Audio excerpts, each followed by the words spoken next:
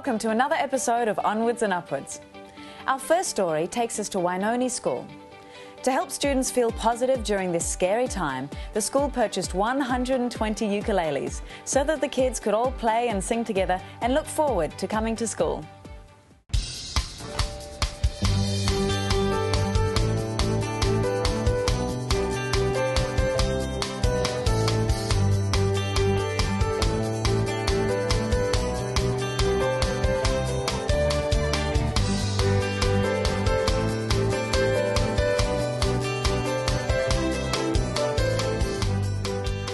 So how did you come up with the idea of the ukuleles? Our senior management team had got together and we talked about what we were going to do when the school reopened, and we discussed the sorts of things that would help the children move on and make them feel safe and be a team, so all come together and work together. And we kind of met for lunch and talked about these things in Kaiapoi and thought, what are we going to do that's going to make everyone feel safe again at school? Because it had happened at school and that was really scary. And we were all scared about coming back. One of the ideas, Mary had talked about ukuleles and the fact that we could get ukuleles over time, and we got given a lot of money over the next few months, so we decided that we would put the money into ukuleles, and we ordered them straight away. What's your favourite song on the ukulele? We Were Rocky.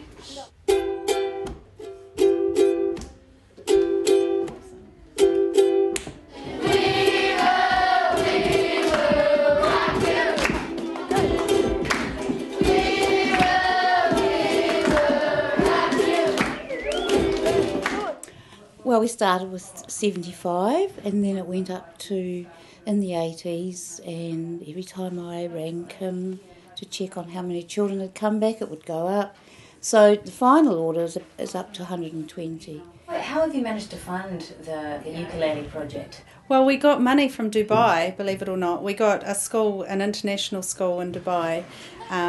One of the women whose children attends the school is from Parklands, from Christchurch, and she talked about fundraising over there, and so there were several schools that they turned up with a cheque, but we got $3,000 and we put it towards the ukuleles for the children.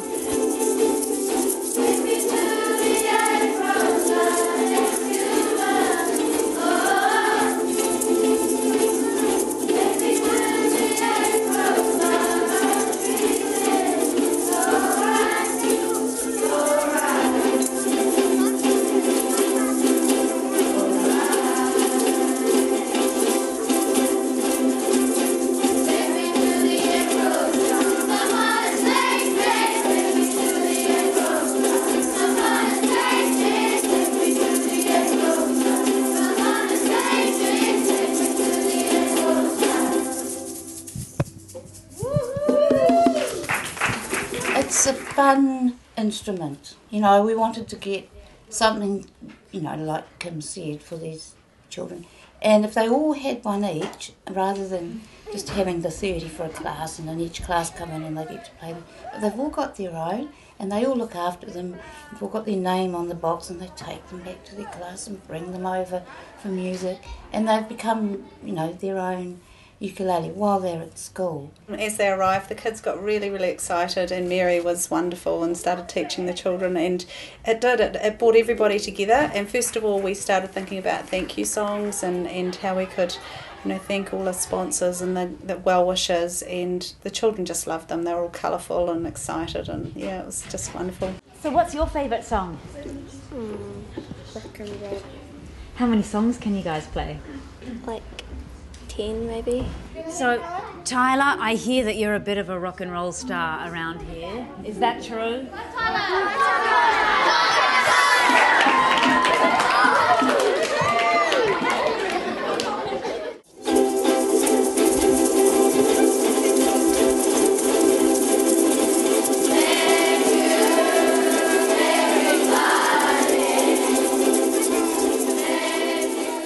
Our children are always very responsive to music.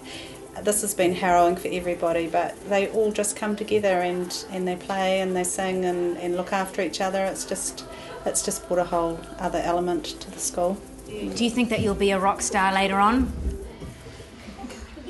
For us, the ukuleles have really just given us another, as I say, another element, and it's taken something that was so negative and so scary and horrible for everyone. It's just given them a different sort of memory. The children have got this memory that that was the time that they got the ukuleles and they loved that.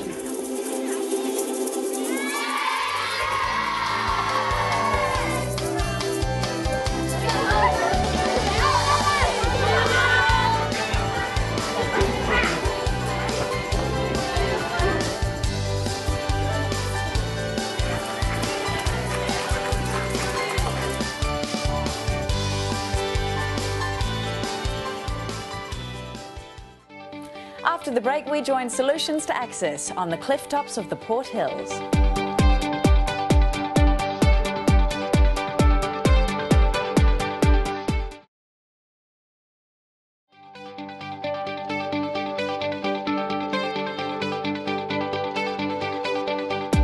Solutions to Access have been abseiling off the cliffs of the Port Hills, removing or blowing up unsafe rocks and boulders to try and make those areas safe again.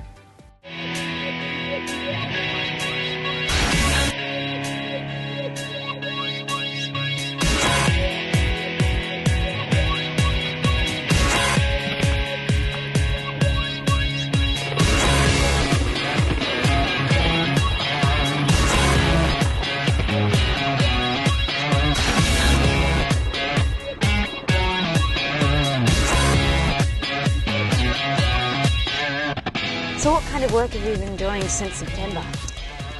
We have been abseiling on the cliffs around the Port Hills, scaling rocks off, and that's either by manual means of just levering them off in a position like behind us where we can close the road.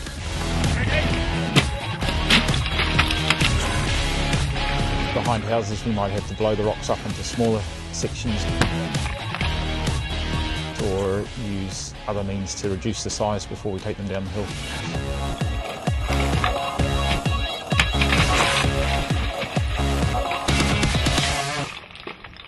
The rocks that are coming down are obviously hitting some houses. They're still up there, and the potential for hazard. I suppose the June aftershocks certainly see that there's more aftershocks coming. The rocks can still keep coming down, so we've got to mitigate those hazards.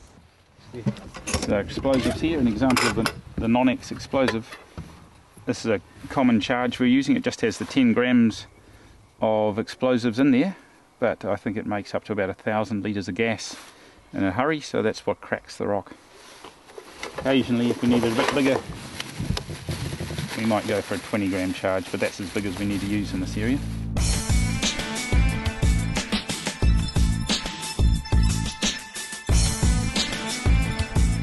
A couple of little rocks here, just because they might roll down. I think they're pretty safe, but it doesn't take much to blow those off. So this just stops a little bit of the fly rock when the blast goes off. And we've got this one's in a bit deeper and that one's a bit shallower. Should just crack that into 3 or 4 bits hopefully. This rock's got a couple of charges in it, and then that one's linked up in the same explosion. There's 4 small charges in that rock as well. So we'll do all 3 rocks at one time. Okay, we check the circuit with ohm meter just to make sure there's no resistance, and we've got a good circuit. Then when we're ready to fire, we use the blaster, connect it up here, and just like in the movies, you press the button and it goes bang. 5, 4, 3, 2, 1, firing! Exploding the rock is a very fast way of getting rid of things. The explosive that we used around town is actually an expanding gas. It's called non-X, which is a non-explosive explosive, and it limits fly rock significantly compared to high-powered explosives, high explosive.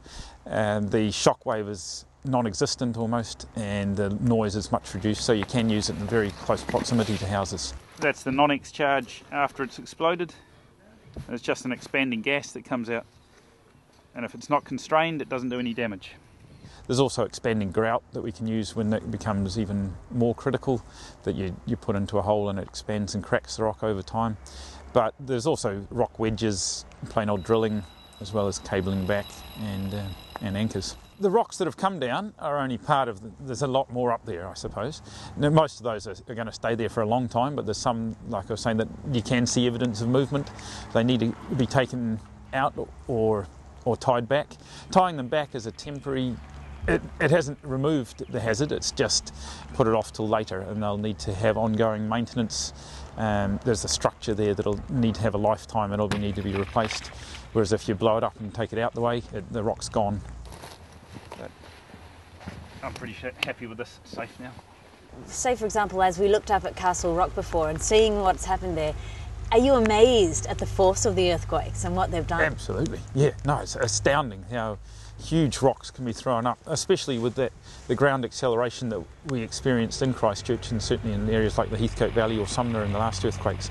The ground acceleration was quite astounding when you see what can be almost picked up and thrown. Is it true that some of these boulders are actually bouncing? Yeah, they bounce many metres in the air. When they're travelling, they can be going at 50 or 60 kilometres an hour, and if they also weigh 3 tonne, there's a lot of force involved. So it's certainly good to get them taken out of the picture. We installed this fence while we were working on the larger rocks just above us here, just in case any escape. This was a backup, just to stop the rocks moving further down onto the houses. During the February earthquake, before we came into this area, a lot of rocks were up above here that rolled down. This is the sort of damage they do to the tree on the way through. There's a lot of energy as it passes through there. This particular rock went through this gap and has gone down in between houses 100 metres down the hill. Hopefully we've taken care of all the big rocks that'll do that, and we might leave this fence up to take care of smaller rocks if they come loose.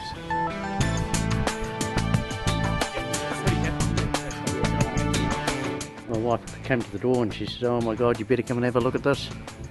And we came out, we couldn't believe it. So the bounce would have come through here, bounced over to this part here, and then smashed through over there. Well, the rock actually came down through there. It came down the fence line, bounced through the fence, and then down through here, and ended up here. And this is how close it ended up to the 2 vehicles which were parked here. As you can see, it was pretty close, so we were very, very lucky.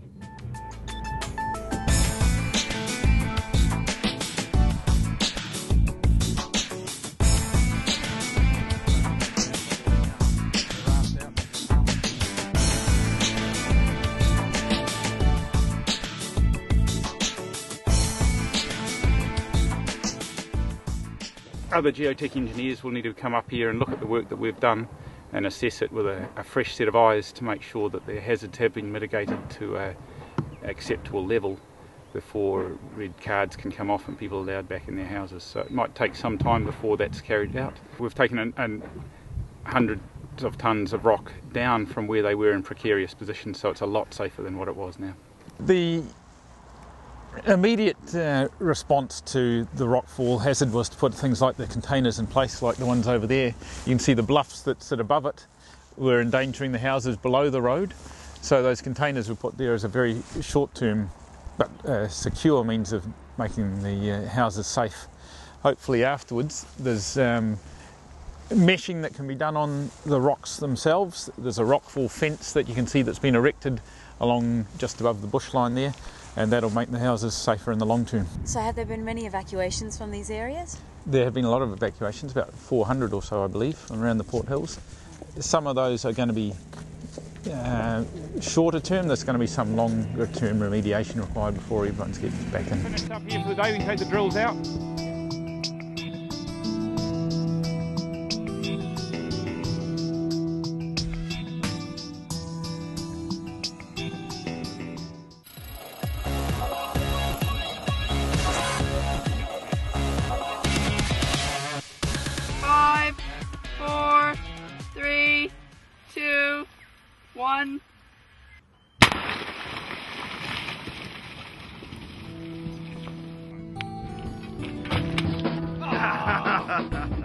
Are any of these areas not safe to live in again?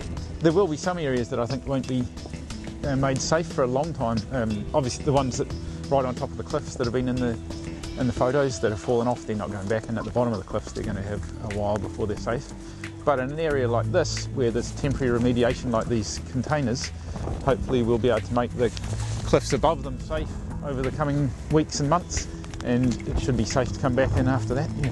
How do you feel when you're, say, hanging on the edge of a cliff onto an unstable rock? We do it in a pretty methodical manner. We work from the top down. We've made sure our anchors are safe. We've removed all the loose rock above us. We're working down the slope.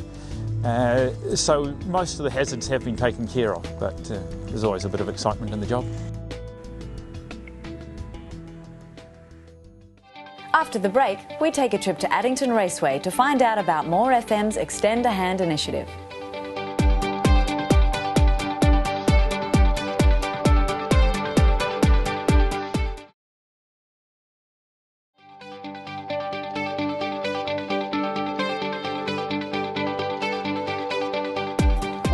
Have been unable to return to their Victoria Street premises and are operating from a caravan at Addington Raceway.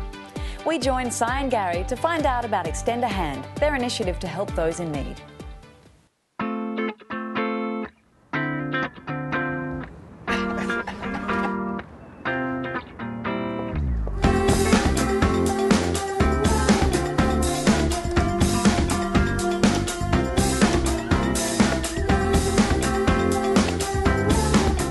This is More FM. Ha! What? Told ya. What? I'm dead right, mate. The texts are flooding in here. Simon, what happened to More FM in the February quake? Well, actually, the building where we broadcast from is structurally pretty sound. It's fallen a little bit, but it does look now like some of those buildings have been really compromised. So we may not, in fact, ever get back to our old studio in Victoria Street. Victoria Street's really one street which has taken a massive hit. So yeah, it'll be some time, if at all, that we go back there. I'll just turn on the air conditioning. Yes, that's right. That's high. That's on high. I'll just turn it down a bit, the aircon. There, that's good. The technicians here did an amazing job. They just ripped the studio out. They didn't take particular care over it, just ripped everything out because we knew that we had to get out there urgently. The army came in and said, get out.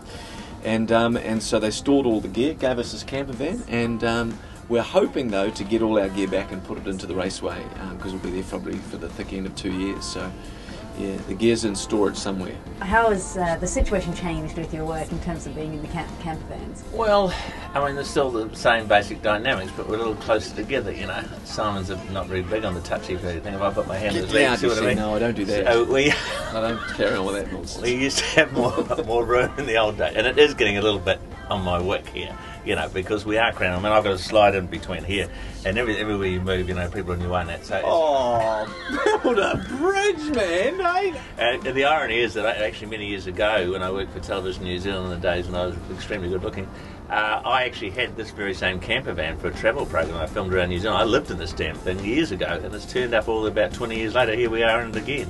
At the moment now, folks, they're doing a profile shot. It's pretty much like this. There's pretty much nothing to the left of me that can be seen. Does that look natural? I think that works. How does it feel working right alongside the competition? Well, to tell you the truth, I don't see them as competition. I don't know how Simon feels about it, but we've known the people right next door, Peter and Hillary, for a long time. That's not really an issue. It'd be different if we had some of those other stations, unmentionable stations from the other network here, but we're all mates here, really.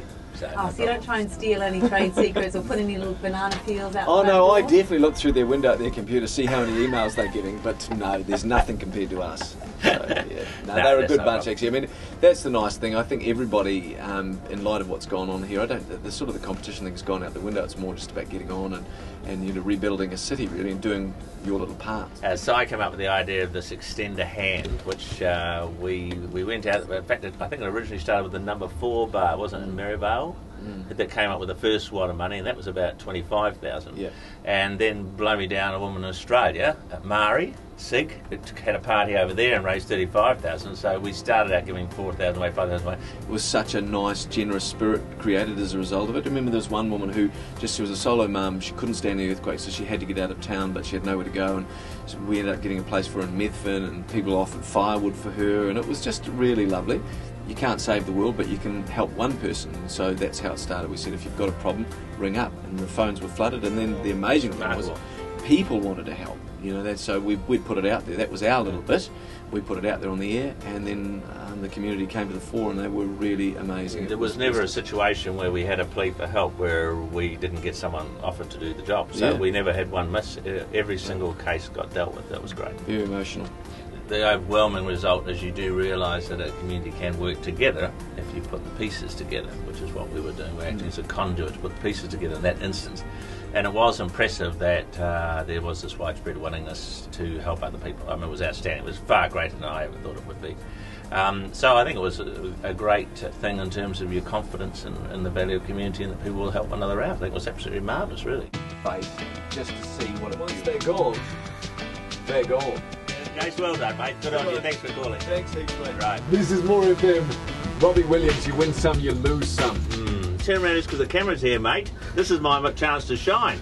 I'm staring straight at the camera. You keep your back turned as you normally do. Don't do anything different because the crew's here, all right? It's whenever there's a television camera around, Gary suddenly slips into showbiz mode. The value of radio is important. I mean, that's come through loud and clear because it's so immediate. And right from the first earthquake back in September, there's a couple of bad ones we had when Si was on air and there was this young girl at home on her own and, you know, this shaking you could hear. There were children crying in the background and she was looking after her younger sister and brother.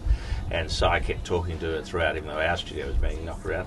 That was a first wake-up call, that, you know, and then suddenly the calls flood in. Then when people are in trouble don't know where to turn to, they get upset. We hear those things, we try and find out. So radio is very immediate, and I think in a crisis that this has been a real confirmation of the value of radio as an instantaneous media for exchange of information. My hands were getting really hairy.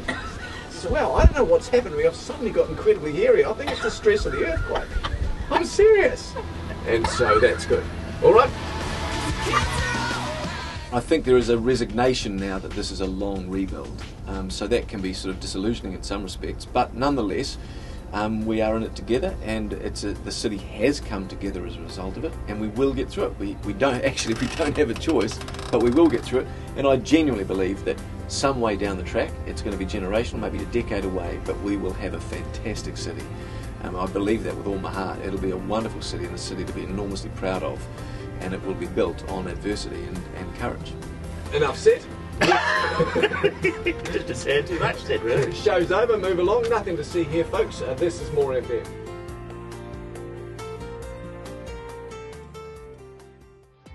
That's it from us tonight. Next week we'll be back with 3 more stories of courage and kindness in Canterbury. Till then, take care.